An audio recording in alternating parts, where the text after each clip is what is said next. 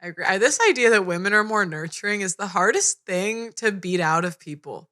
Everyone thinks I'm so evil because I say that, but I'm like, guys, I just noticed that everything that women said we were better at, whether it's like femininity, nurturing, whatever, like there was never any data to prove it. Nope.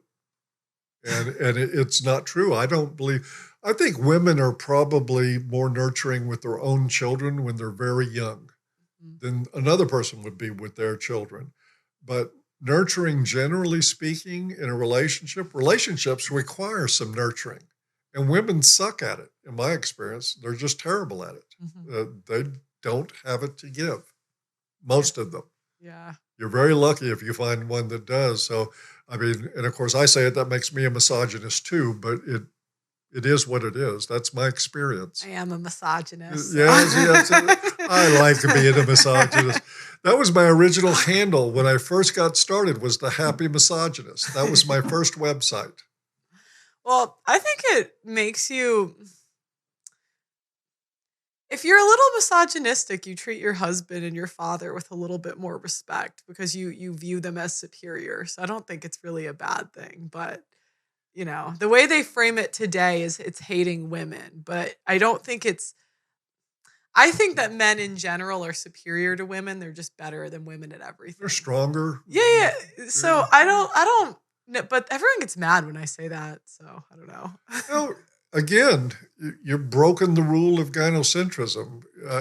You could, now if you got online and you said women are superior, they can do anything men can do it better and do it in heels, that's presidential talk. That's how our presidents talk. Yeah. That's what we want to hear. And anybody that doesn't toe that line, bad pearl.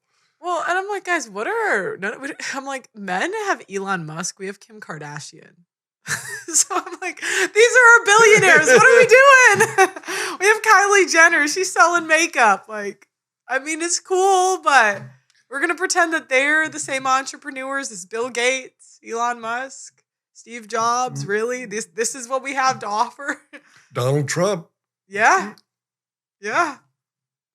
What do you think that romantic chivalry is accepted in church today? And if yes, what effect do you think that has on relationships between Christian men and women?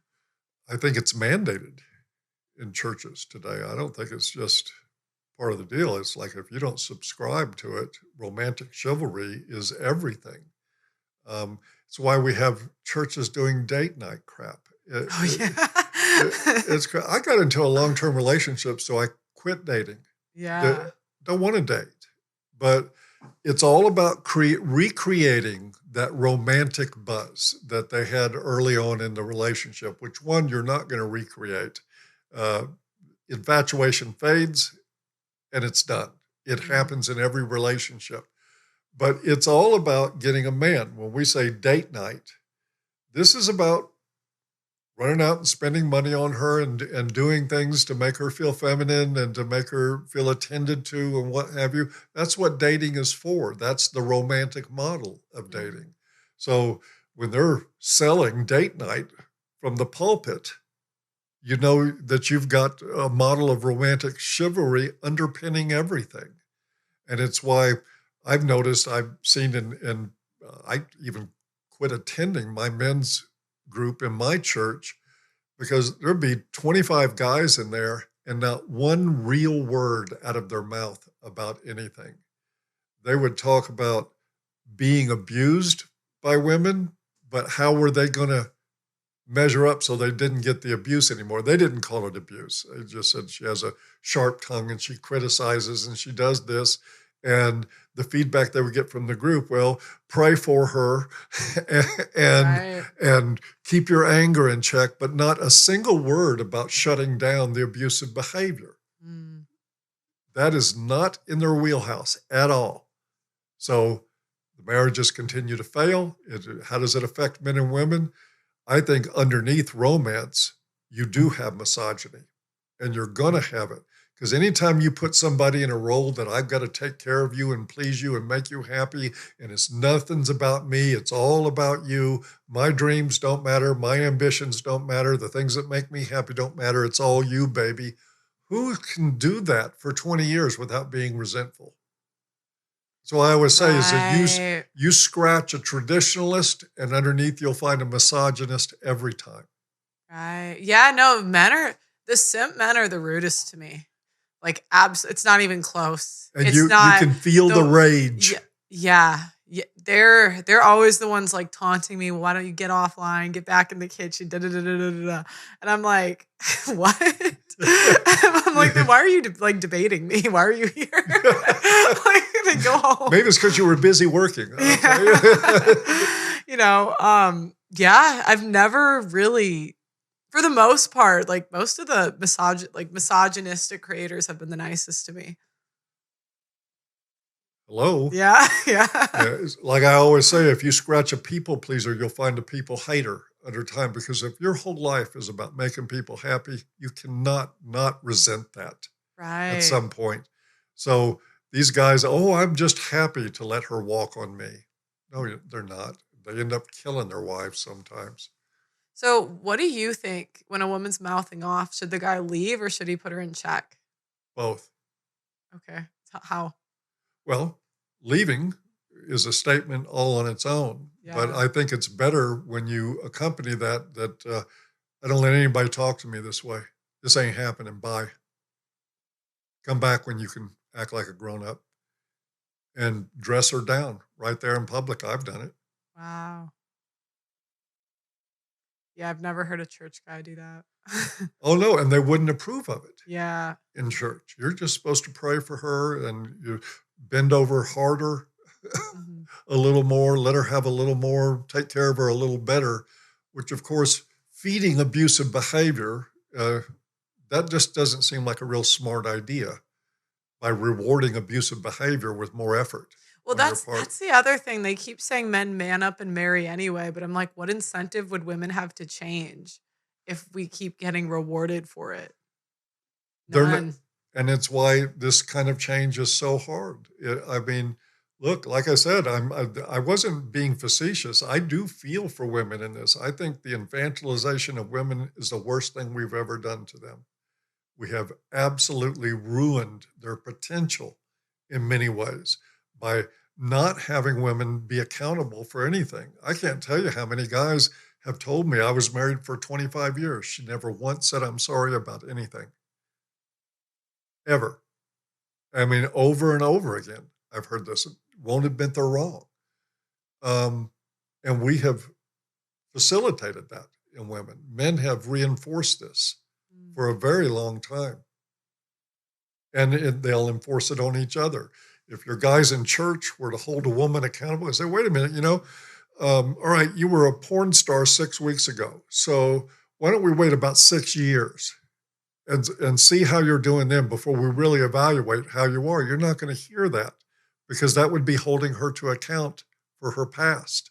Should I believe it? Let her go to a missionary for 3 years. Yes. I would maybe after 3 years of missionary work, I would still be skeptical, but you wouldn't see. And there would still be a lot of other testing to do to find out what her character's really like. But no, it's she shows up in church and says, I'm saved. What she was 5 minutes ago doesn't matter. And the men will turn on each other. If a single one of them says, wait a minute, let's hold back here just for a moment, the rest of the men will converge on him. Oh my gosh. I'll pray for you. They'll die on the hill of a porn star and then say, like, all the Catholics got together to decide if they should debate me. Isn't that crazy? I was like, what crime have I committed? Debate Pearl. I don't know. Maybe I'm not. I wouldn't say I'm a good Catholic, but I'm like, I go to mass, like once a month, maybe more sometimes. Depends how much I travel. But I'm like, what did I do? I didn't commit a crime. There's no porn of me on the internet. There's no what was my, but they'll treat you like a demon while dying on the hill of a porn star. I'm like, really? All the strong men had to debate, to get together and talk if they could talk to me? What? And then they'll tell you, I don't know what this gynocentrism is you're talking about. What is that stuff? I mean, it's like, the amount of blindness and denial in this is just staggering. It's so crazy. I was like, damn, they treat me like a demon. What did I do? Like, You question the gynocentric narrative. yeah. I mean, and I'll give you a compliment on this. There's been many females get into this space. Only a very small handful of them really get down to the stuff we're talking about. Most of them avoid it, and it's sort of like what they're doing is they enter the men's rights space because they have some sort of fantasy about getting men back up on their white stallions to they want the men of old sort of thing, and red pill men are not buying that as a narrative, but that's what they're looking for. And when then they get frustrated by it, and then they start trying to rearrange the furniture, and the guys aren't going to go for that. And then they get mad, and we got one of them out there now. I won't even say her name, but she's just running around everywhere. Can we? Okay. Hi, Natty. Oh, Natty. I thought you were going to say Lauren Southern. That's her, oh, no. Or Sydney Watts. I thought you were going to say one of them. Yeah, they're both 20 minutes ago. Okay. Natty? Who's Natty? I don't know who that is. Natty Khadifa. She used to work with Aaron Pitsey. And I know her. She's now calls herself formally an MRA, and she jumps onto threads and bad mouths red pill men. And, oh, no way. Yeah. I don't know who she is. Yeah, she doesn't matter, but that's what happens a lot. But there's Janice Fiamingo, Karen Strawn, Allison Tiemann. I can count them on one hand of women that actually get into this space and talk about the stuff that is really impacting men. Most of them that get into this space are really interested in what impacts them. Yeah. Well, I was just curious because, I just felt like the first time I heard Kevin Samuels, I was like, I've never heard that point of view before. That's so interesting. I couldn't stop watching. And then it's just like a rabbit hole. You're like, oh, that's what's going on in society. And yeah, I think it's really freeing as a woman, to be honest, because I'd rather like know what's going on and then you can act accordingly. But when they're lying to you, you can't make a good decision without all the information. And that's what I think is mean about the trad cons, is they don't give men the right information. They lie. And they that's refuse what I refuse to. They want to avoid the right information. They don't want men having that or thinking about it. Excuse me. So I was like, even if I had a 1% chance, if I had a 1% chance of getting divorce rates, if I was a girl and I had that, like if I was a guy and I had the same, I had a 1 out of 100, there's a chance that she can steal your children, put you on child support for 8, like ruin your entire life, call you an abuser. I'm like, what I did, even if it was just 1, I don't think I'd do it. And the fact is that the state puts that gun in every woman's hand. Yeah. Whether they use it or not, you don't know, but they have the gun. And a lot of guys are starting to say, I'm not doing the gun. Yeah. It doesn't matter. I don't need to test her character. I'm not getting involved with somebody that can shoot me at any moment that she gets an urge. Yeah. And that's what they're dealing with. And these trad cons do not want guys hearing that. They want to pretend like the gun doesn't exist. Yeah, and I just think it's lying. That's what I don't like. I get frustrated with academics because we all know that men, they do not fund men's studies. We all know this, and if you actually were on the ground asking people these questions, I didn't come into this with all the same opinions, but you learn, I didn't think marriage was this bad of a deal, but it's like you interview 10 men, same story. She stole the kids. More than half my shit. I'm on child support for 16 years. Some of them had a kid that left the country. It's like, You're like, would I sign up for this?